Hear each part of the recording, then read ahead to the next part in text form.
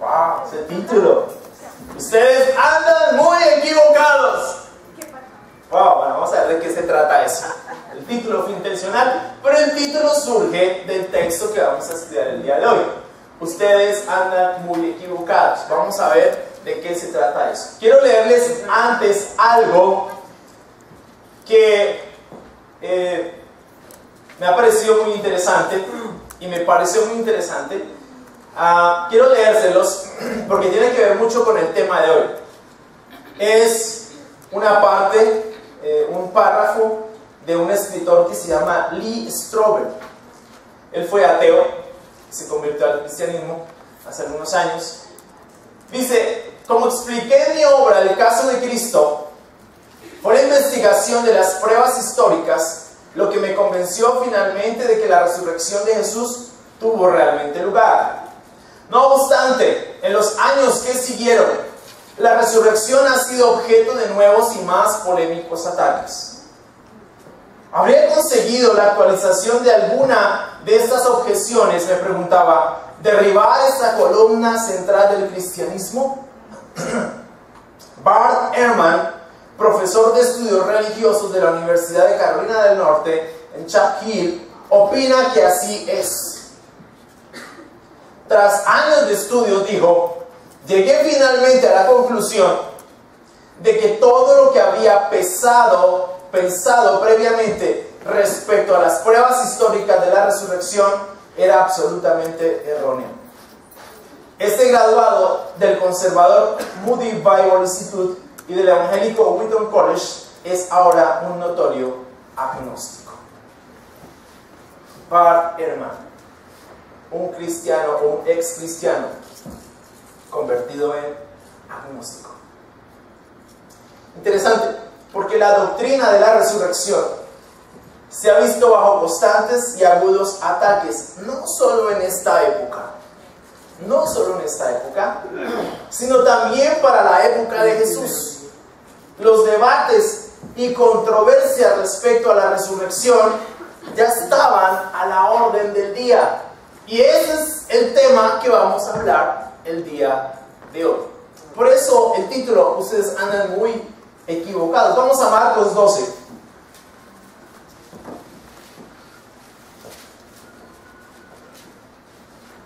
Dinos, Orlando. Marcos 12, versículo 18.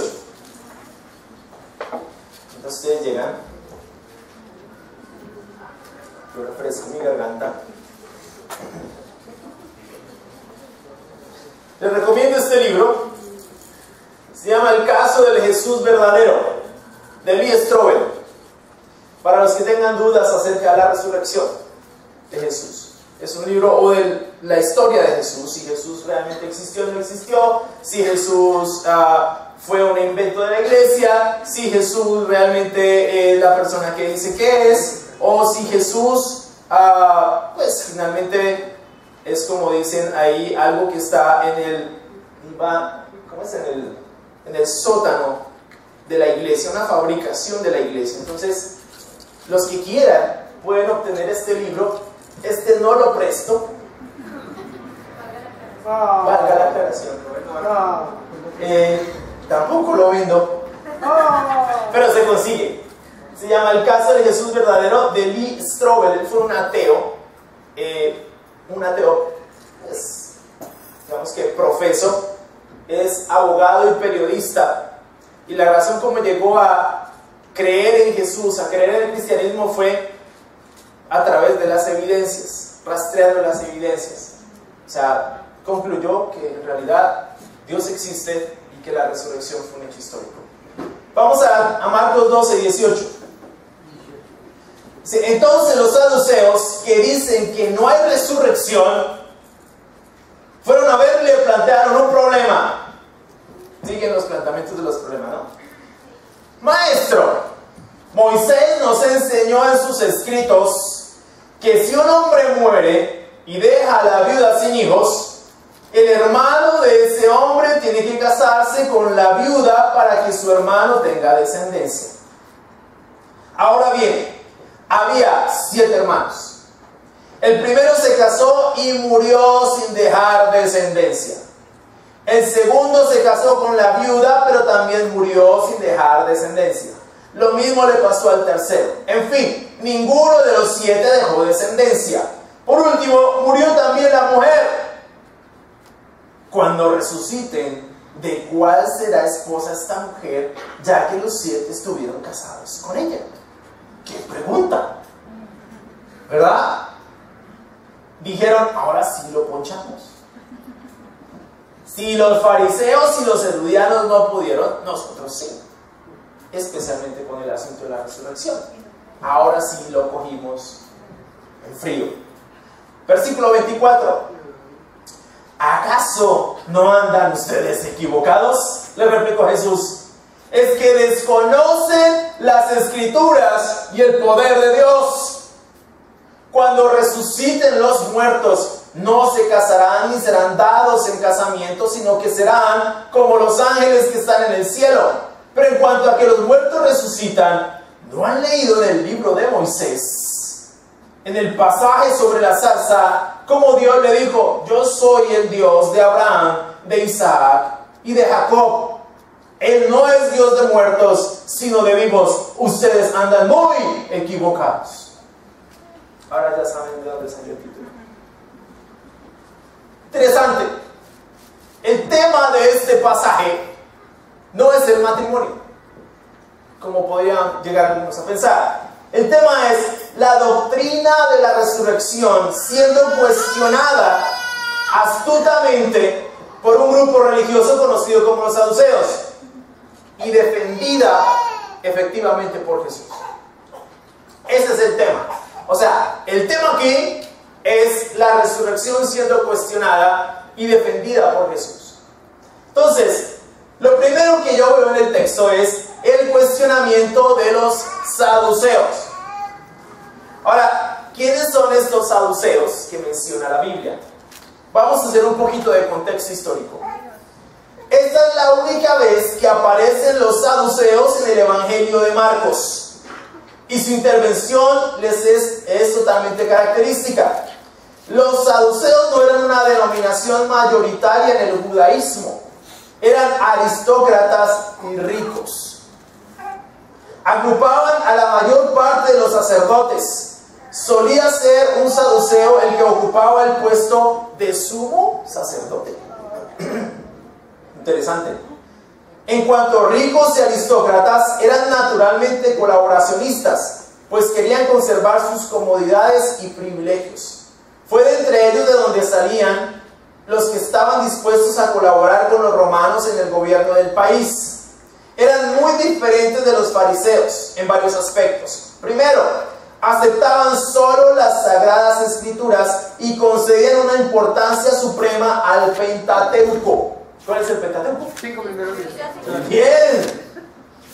El diplomado me sirvió. No aceptaban el conjunto de la ley oral y de la tradición, las reglas y normas que les eran tan queridas a los fariseos. Recuerden que los fariseos sí buscaban mucho, usaban como fuente de autoridad la ley oral y las tradiciones. No reconocían más autoridad que la ley de Moisés. Segundo, no creían en la inmortalidad, ni espíritus, ni ángeles. Decían que en los primeros libros de la Biblia no había ninguna evidencia de la inmortalidad y por tanto no la aceptaban. Interesante. Así es que los saduceos se acercaron a Jesús con una pregunta clave para ellos, designada para poner en ridículo la fe de la resurrección individual. La ley judía incluía la institución de lo que se llama el levirato. Sus normas se establecen en Deuteronomio 25, 5 al 10. Vamos a leerlo, marquen ahí, Deuteronomio 25. Estas cosas son importantes saberlas. ¿De qué se está hablando ahí? Deuteronomio 25, versículo 5. Mientras ustedes llegan. Si no tienes Biblia, dile al que está a tu lado que te deje ver. Y la próxima semana traes una Biblia. Si ya vienes por mucho tiempo y no has traído una Biblia, entonces arrepiéntete. Versículo 5. Si dos hermanos viven en el mismo hogar y uno muere sin dejar hijos, su viuda no se casará fuera de la familia. El hermano del esposo la tomará y se casará con ella para cumplir con su deber de cuñado.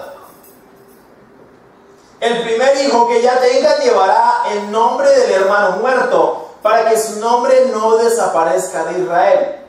Si tal hombre no quiere casarse con la viuda de su hermano, ella recurrirá a los ancianos a las entradas de la ciudad y les dirá: mi cuñado no quiere mantener vivo en Israel el nombre de su hermano, se niega a cumplir conmigo su deber de cuñado. Entonces los ancianos lo llamarán y le hablarán. Si persiste en decir: no quiero casarme con ella, la cuñada se acercará a él y en presencia de los ancianos le quitará una de las sandalias, le escupirá en la cara y dirá: esto es lo que se hace con quien no quiere mantener viva la descendencia de su hermano, y para siempre se conocerá en Israel a ese hombre y a su familia como los descalzos. Interesante. Esa es la ley del levirato, ¿verdad? Los saduceos usan esta ley para cuestionar a Jesús con respecto al tema de la resurrección. Si había algunos hermanos que vivían juntos, esa condición la omitieron los saduceos en la cita de la ley, y si uno de ellos moría sin dejar descendencia, el siguiente hermano estaba obligado a casarse con la viuda para suscitar descendencia a su hermano. En teoría, esta situación se prolongaría mientras quedaran hermanos y no naciera ningún hijo, según la teoría de los saduceos. Cuando nacía uno, se consideraba que era la descendencia del primer marido. ¿Sí me explico?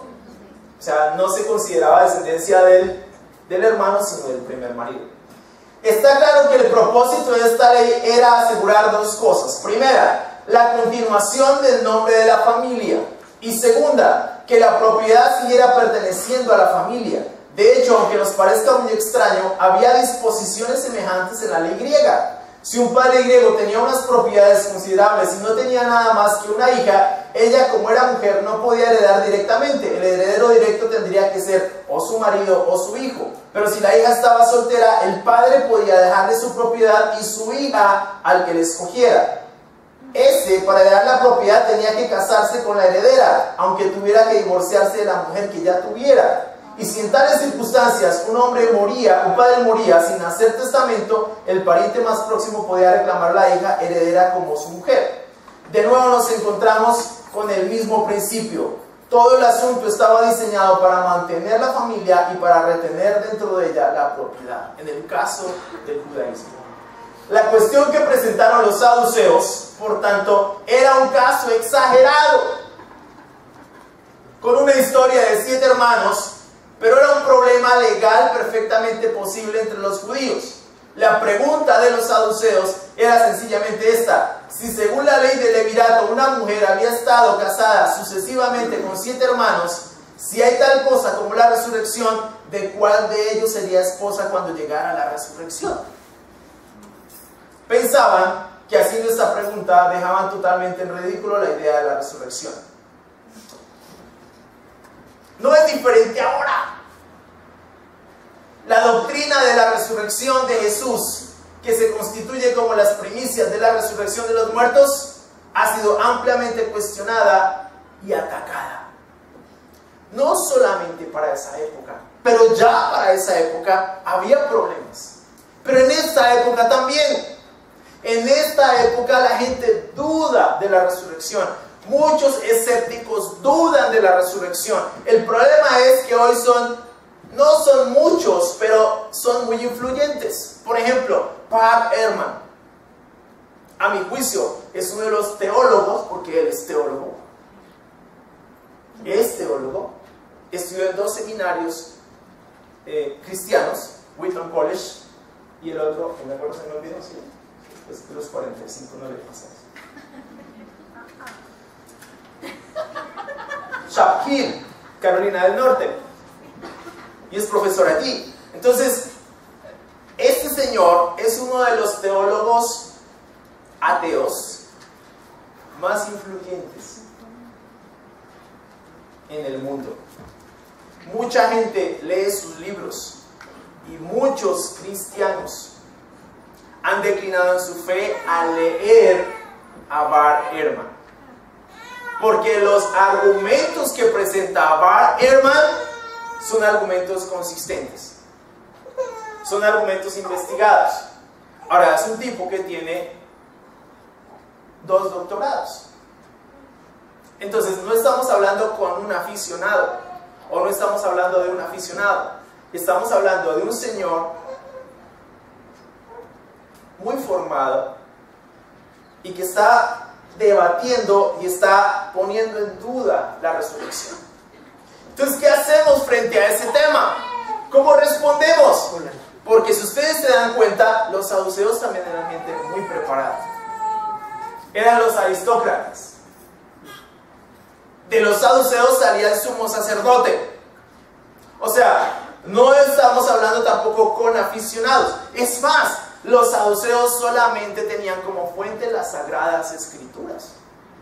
Ni ley oral, ni tradiciones. Entonces, hablar con estas personas era un desafío bastante fuerte. Porque hemos venido hablando de usar como fuente únicamente las escrituras. Pero hay un problema. Cuando buscamos que nuestra única fuente sean las escrituras, pero también surge el problema cuando queremos malinterpretar esa fuente. ¿Qué es lo que ocurrió con ellos? ¿Sí me explico? Ellos quisieron malinterpretar, exagerar la aplicación.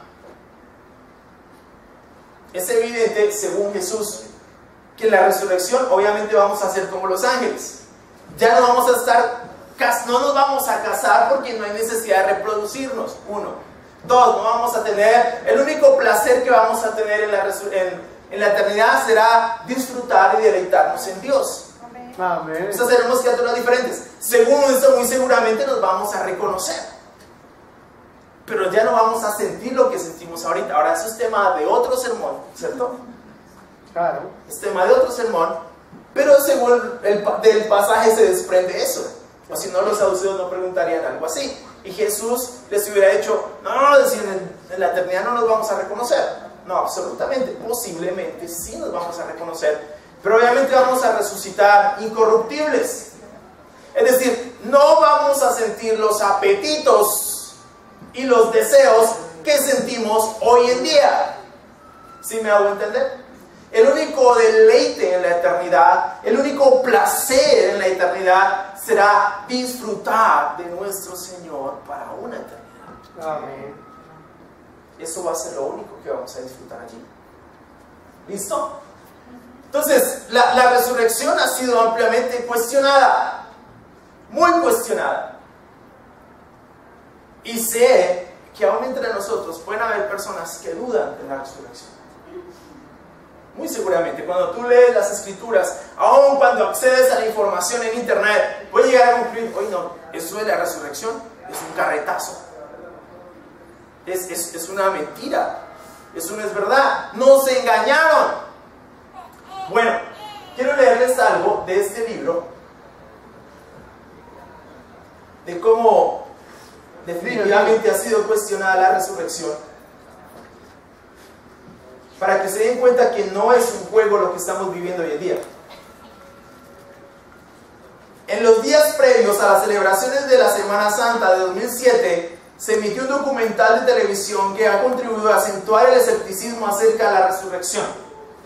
Este documental, que fue seguido de un superventas, afirmaba que en 1980 un grupo israelí de obreros de la construcción descubrió de manera accidental el sepulcro de Jesús y su familia. Según el reportaje, los osarios de Jesús, hijo de José, María Magdalena y hasta el de Judá, hijo de Jesús, estaban en el sepulcro de Talpiot. Este descubrimiento amenazaba con extender las dudas con respecto a si Jesús había vuelto de entre los muertos de forma corporal o no.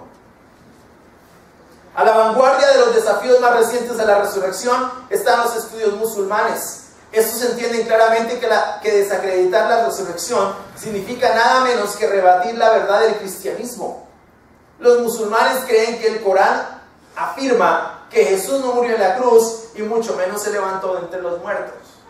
Eso dice el Corán.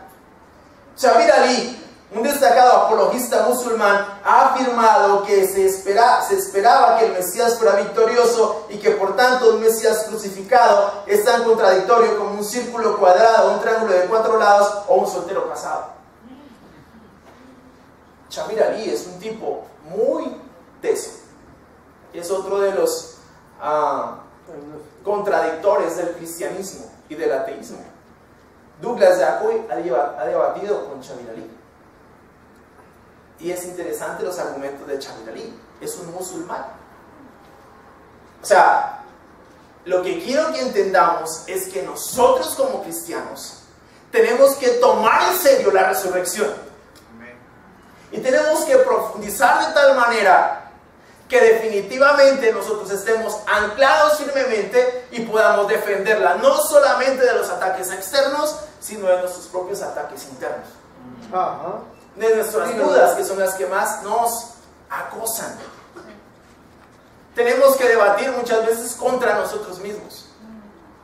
Pero hay gente que se está tomando en serio controvertir la resurrección.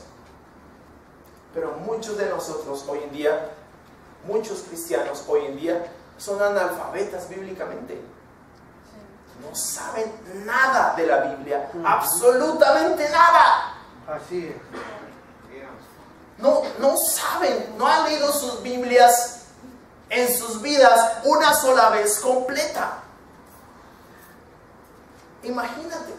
Entonces, el estado del cristianismo hoy es producto de ese analfabetismo bíblico. Es dramático que hoy un cristiano que se precie de ser cristiano no se tome una hora diaria para leer su Biblia. Es triste. Entonces esta gente sí se está tomando. Shabir Ali ha leído la Biblia más de una vez y es musulmán. Los ateos son los que más leen la Biblia y te citan pasajes de memoria.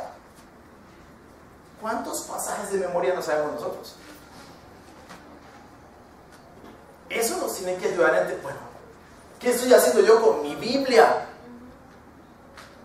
¿Cuánto tiempo me estoy tomando para leer mi Biblia? Diariamente.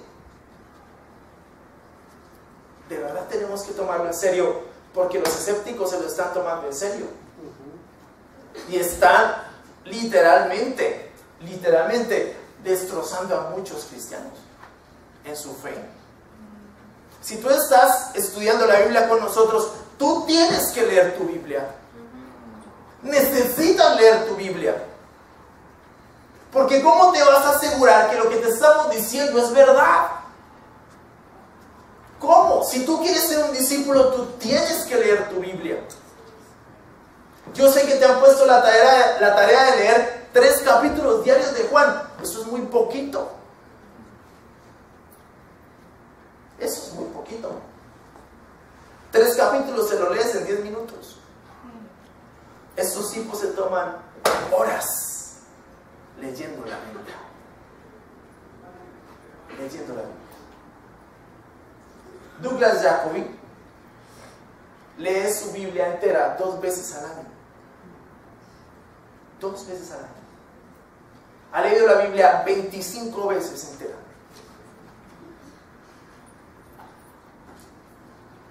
Ha leído el Corán 3 veces. El libro de Mormón también. Un par de veces.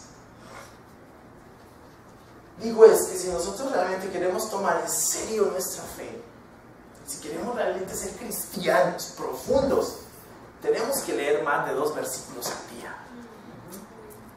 De verdad. Porque esta gente nos está demoliendo. Muchos entran y ven esos debates y no más son en inglés. Pero hay unos traducidos. No, mira, esto es la resurrección, es una careta, es una mentira. Otro, mire.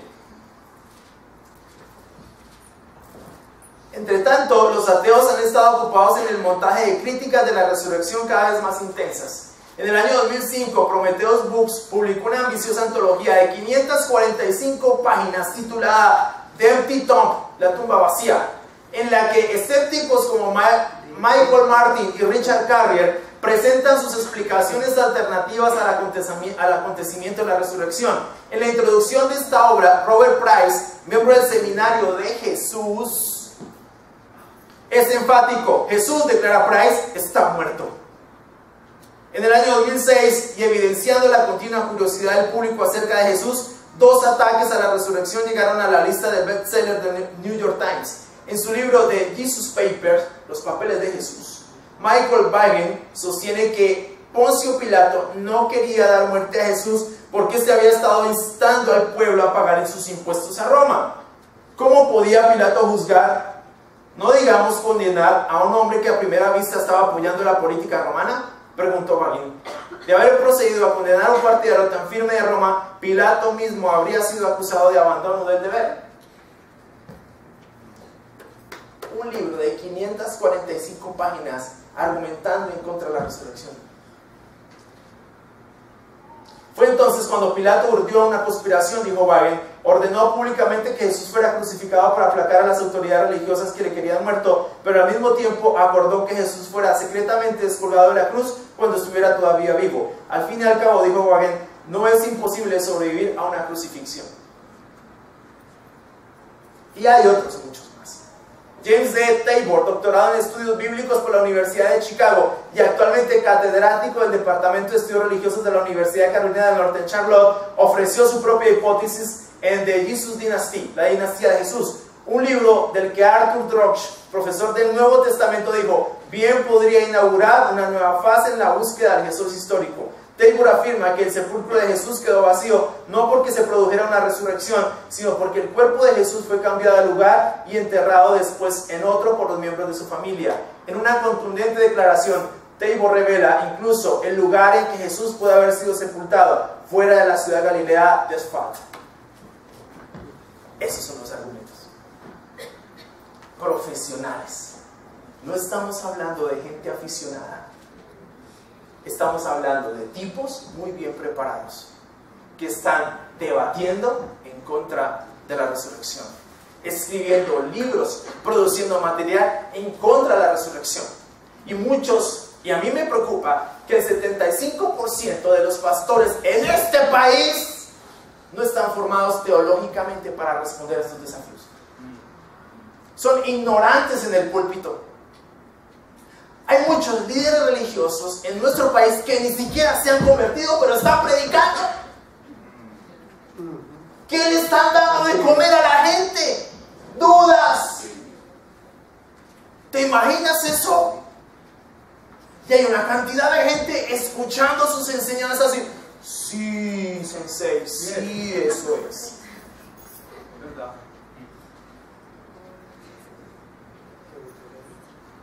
Es decir, hay un 25% de líderes espirituales, de predicadores, que sí estamos formados profesionalmente. Solamente un 25%. Es decir, que la mayoría, los líderes religiosos, la mayoría de nuestro país, no tienen idea de lo que hacen en un púlpito, pero allá están subidos. Y la gente, como no lee su Biblia, y como no es crítica, y como no cuestiona, y como no profundiza, entonces se traga todo ese paquete chileno completo. Ni siquiera lo mastica. Amigos y hermanos, aquí estamos llamados a profundizar. A ser gente que revisa, que estudia, que profundiza, que no traga entero. Si queremos ser cristianos sólidos, tenemos que ser gente seria leyendo la Biblia y estudiando. Tenemos que profundizar, tenemos que preguntar. No tengan miedo a preguntar. Miren, yo no me las sé todas, pero si yo no sé algo, te aseguro que yo voy a investigar. Te aseguro que voy a leer y te voy a traer la respuesta. Pero yo me he preparado precisamente para enfrentar este tipo de cosas. Pero mientras el cristianismo siga estando en ese vacío bíblico y en ese antiintelectualismo, pues la iglesia va a irse desmoronando poco a poco, porque van a llegar lobos disfrazados de ovejas que sí van a querer dañar tu fe. Ayer hablábamos con Diego, me compartió de un hombre, de un líder de una iglesia, dirigía una iglesia y sabía mucho de la Biblia, pero no pudo afrontar todo ese escepticismo alrededor de Dios, de la palabra de Dios, de la existencia de Dios. No pudo, simplemente se convirtió en un ateo. Entonces, créanme, necesitamos ponernos serios con eso. Porque la resurrección no solamente fue cuestionada en la época de Jesús, en esta época muchísimo más. Pero también hay hombres muy preparados.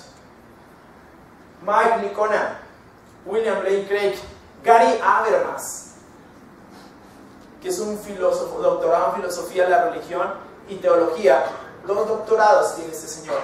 Hizo un debate con Anthony Flew, uno de los ateos más fuertes en los Estados Unidos. Fue tan fuerte el debate y fue tan contundente la victoria de Gary Habermas que Anthony Flew se convirtió a Dios. No pudo resistir las evidencias. Y muchos se han vuelto. Lee Strobel es una evidencia de eso. Entonces hay gente que también está produciendo material que rebate objetivamente lo que estos personajes dicen. Son más los profesionales, son más los hombres estudiosos de las Escrituras que están produciendo material que rebaten a los ateos, que los ateos que están buscando rebatir el cristianismo. Ahora, podemos leer, es claro, podemos acceder a esos debates y a sus libros, pero lo que yo voy, hermanos, es que tenemos que empezar por nuestras Biblias. Tenemos que empezar por ser cristianos responsables. Y si tú quieres estudiar la Biblia con nosotros, sé un cristiano responsable. Ten el espíritu de los hermanos de los judíos ahí en Hechos 17, que examinaban las Escrituras para ver si lo que Pablo les decía era verdad. Mira, yo cuando estudio la Biblia no me gusta que me digan a todos sí.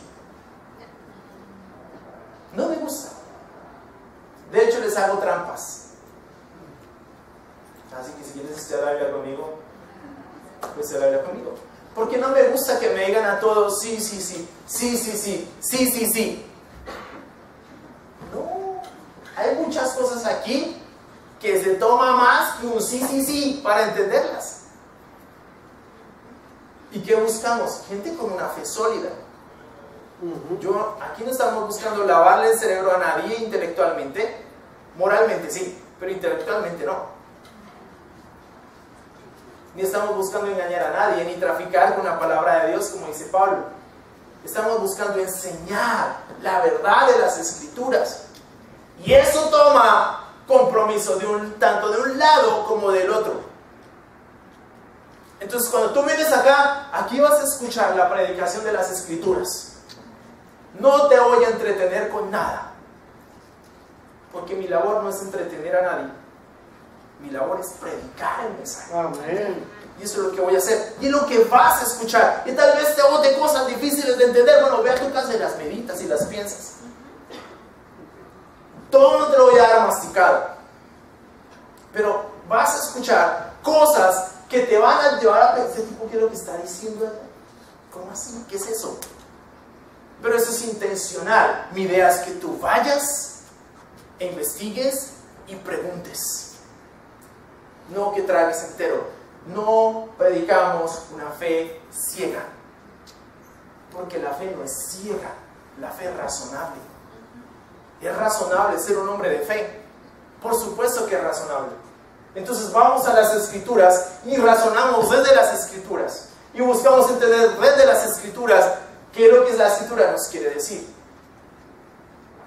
Lo segundo que yo veo en el pasaje es la respuesta de Jesús. Jesús le dice, ustedes andan equivocados porque desconocen las Escrituras y el poder de Dios. Lo que dice en el versículo 24. Es interesante que Jesús remite a estos personajes a dos fuentes fundamentales. Una, las Escrituras, y dos, el poder de Dios.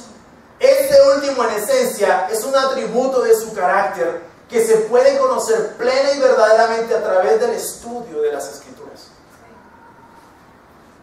La omnipotencia de Dios. ¿Dónde conoces que Dios es omnipotente? En la Biblia. Porque la Biblia es su revelación.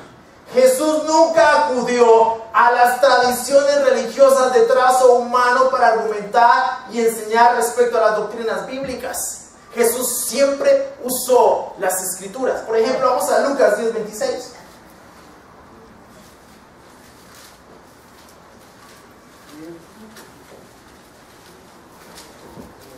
Lucas 10, versículo 26.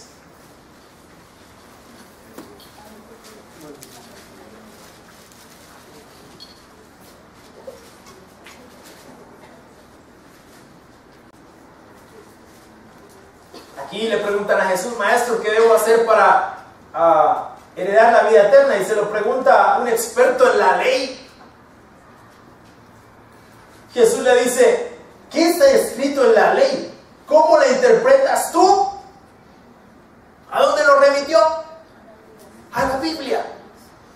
Jesús siempre usó las Escrituras, no solamente para validar sus doctrinas y sus enseñanzas, sino también para dar evidencia de su propia vida. Mateo 4, del 1 al 11.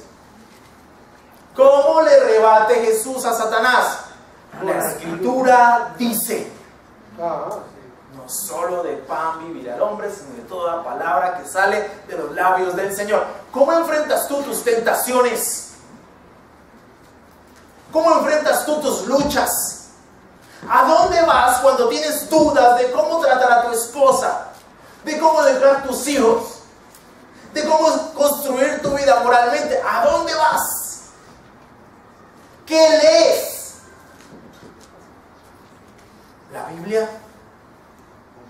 ¿O los escritos del profesor Salomón? ¿A quién acudes? O Walter Rizzo, que está muy de moda. ¿A dónde acudes? ¿Sabes a dónde acudía Jesús? A las Escrituras. Amén. Y él mismo era la palabra. Jesús memorizaba las Escrituras. ¿Sabes una cosa? El Nuevo Testamento empezó como una tradición oral durante los primeros 30 años. Más o menos. Luego se comenzó a poner por escrito para preservarla y para conservarla. ¿Eso qué quiere decir? Que los primeros escritores habían memorizado las enseñanzas de Jesús. Los apóstoles memorizaron las enseñanzas de Jesús. Esa era una práctica pedagógica de Jesús, porque era difícil andar con la Biblia en esa época. Eran rollos así de grandes y de un solo libro. ¿Cómo hacías para cargar? Bueno, voy con la Biblia. Y un solo libro. Es decir, ¿cómo hacías? Era complicado. No todo el mundo tenía acceso a esto. Entonces Jesús usó una táctica pedagógica que era que sus discípulos memorizaran la Escritura. La memorizaran. Un niño judío a los 7 años memoriza pasajes enteros de la Torá. A los 7 años. Pregúntate, ¿qué le estamos enseñando a nuestros hijos? ¿A que memoricen qué? ¿Nuestros hijos saben la Biblia? ¿Leen la Biblia? Yo me pregunto eso. Miren, hermanos, si nosotros desconocemos las Escrituras, vamos a estar equivocados. Vamos a errar, vamos a fallar. La clave de Jesús aquí: ustedes están equivocados porque desconocen las Escrituras y el poder de Dios. Grave. Y eran gente formada. El sumo sacerdote salía de allí. Era la máxima autoridad en el judaísmo. Y estaban equivocados. Estaban equivocados leyendo todos los días las Escrituras. Eran gente que tradicionalmente leía las Escrituras. Así es. Ahora imagínate nosotros en el contexto en el que nos encontramos, occidentales, latinos, emocionales, que nos gusta la rumba, que no tenemos tiempo para sentarnos a reflexionar y a leer. ¿Por qué no? Porque nos comienza a rascar algo. Se nos comienza a mover algo así. Movemos el piecito así y no podemos estarnos quietos analizando y profundizando en las Escrituras. ¿Por qué somos tan emocionales? Tenemos que tomar el tiempo de sentarnos y leer nuestras Biblias, memorizarlas, memorizar Escrituras. No solamente la Escritura textualmente, sino de qué habla la Escritura. En el curso de entrenamiento de Douglas Jacoby, él pone a sus estudiantes a memorizarse 400 pasajes de las Escrituras. No solamente el texto como tal, sino qué dice el texto y dónde está ubicado. Esta gente son Biblias caminando. Yo no sé ni la mitad de lo que ellos saben, de lo que ellos conocen. Cuando yo me siento a hablar con un anciano de nuestro movimiento, de nuestras congregaciones, son gente tan profunda. Tom Jones, Esteban Brown, Douglas Jacob, Sam Lin, con esta gente uno dice, me falta mucho, porque su vida gira alrededor de la palabra de Dios. El gran problema de hoy es el analfabetismo bíblico. No sabemos la Biblia, por eso no sabemos enfrentar los desafíos que se nos presentan todos los días. Leemos la Biblia como una especie de paliativo, como de fetiche, así, voy a leer un salmo porque me siento como triste. Entonces, voy a leer el Salmo 23 para que me dé ánimo. No. Sé un hombre y una mujer de la Escritura. Que seas como Jesús en esto, que cuando vengan las luchas, tú puedas decir como dijo Jesús, no, Satanás, porque la Escritura dice. Memoriza la Escritura, memoricemos la Escritura, seamos celosos con las Escrituras, porque si nosotros no estudiamos nuestras Biblias y no profundizamos en ella, nos vamos a equivocar. Así es. No solo en lo que creemos, sino en cómo vivimos. ¿Qué hacemos cuando nuestros hijos nos lleguen y nos pregunten cosas raras? Porque saben que estos pelados me parece que les hubieran insertado un chip diferente. Esta semana, un debate muy teso conmigo, yo les conté. Dice, pero yo le dije, ven, seriamente, ¿quién te puso esas dudas en la cabeza? No, papi, fui yo solito. Y me dice, pero yo a los 8 años, yo me acuerdo que tuve 8 años porque veo fotos de que tuve 8 años. Y algunas cosas ahí me acuerdo. Pero que yo haya hecho ese tipo de preguntas a los 8 años, o que me haya leído los libros que nuestros hijos se leen a la edad que tienen en la vida, yo leía. Por eso hoy somos tan limitados frente a todas estas situaciones. Por eso hoy no sabemos dar respuestas a nuestros hijos cuando vienen con preguntas difíciles, porque pensamos que la vida solamente es 2 más 2 y 3 por 8, pero es más profundo. Entonces necesitamos ir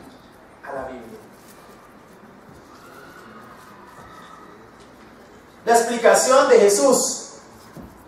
Dilo. La respuesta de Jesús tenía dos caras. La primera, trata de lo que podríamos llamar la manera o forma de la resurrección. Jesús establece que cuando una persona resucita, ya no está sujeta a las antiguas leyes de la vida física. Los resucitados son como los ángeles y las cosas naturales de esta vida, como el casarse, no tienen ninguna actualidad en el más allá. Jesús no estaba diciendo nada nuevo. En Enoch, la promesa es: tendréis un gran gozo como los ángeles del cielo. Y en el Apocalipsis de Baruch se dice que los justos llegarán a ser semejantes a los ángeles.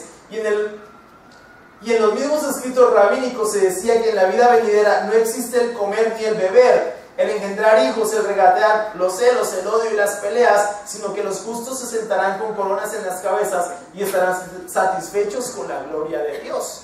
Eso hasta los escritos no bíblicos lo dicen.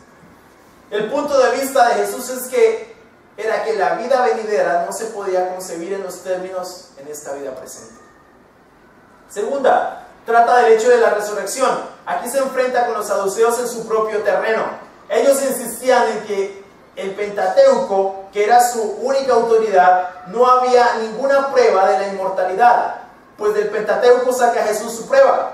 En Éxodo 3:6 Dios se llama el Dios de Abraham, el Dios de Isaac y el Dios de Jacob. Si Dios sigue siendo el Dios de esos patriarcas, eso quiere decir que deben estar vivos, porque el Dios viviente tiene que ser el Dios de personas vivientes y no de muertos. Y si los patriarcas están vivos, aunque murieron, eso prueba la resurrección.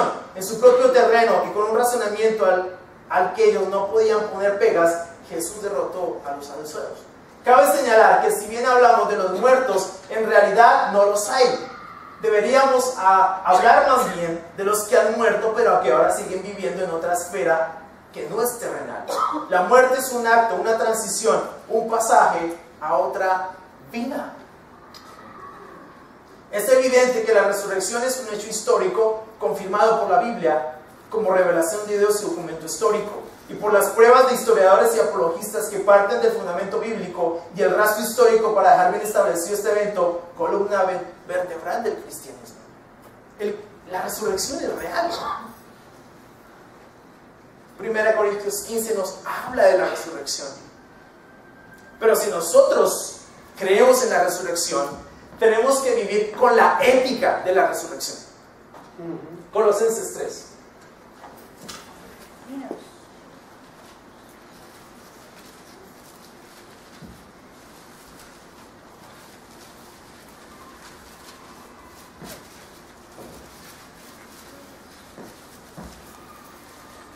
Colosenses 3, versículo 1 dice: ya que han resucitado con Cristo, busquen las cosas de arriba, donde está Cristo sentado a la derecha de Dios.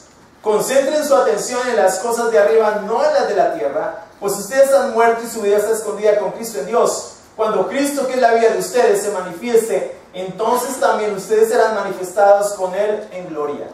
Por tanto, hagan morir todo lo que es propio de la naturaleza terrenal: inmoralidad sexual, impureza, bajas pasiones, malos deseos y avaricia, la cual es idolatría.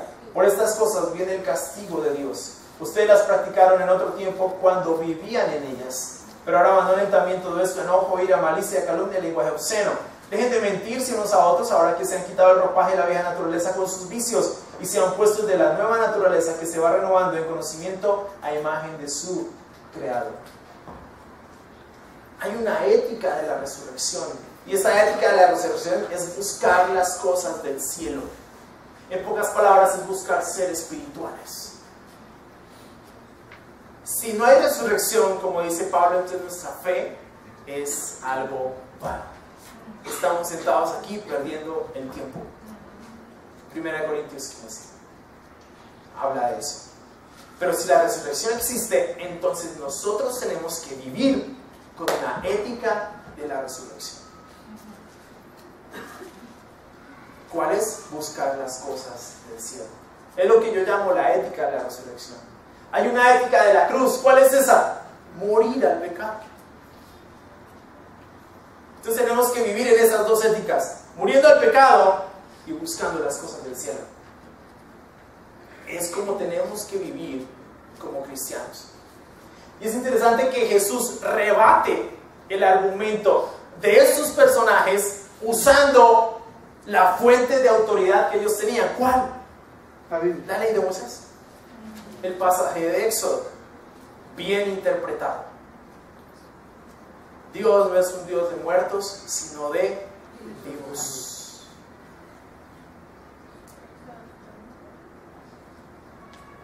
La fe cristiana se sostiene y permanece bien fundada sobre la base del hecho histórico de la resurrección.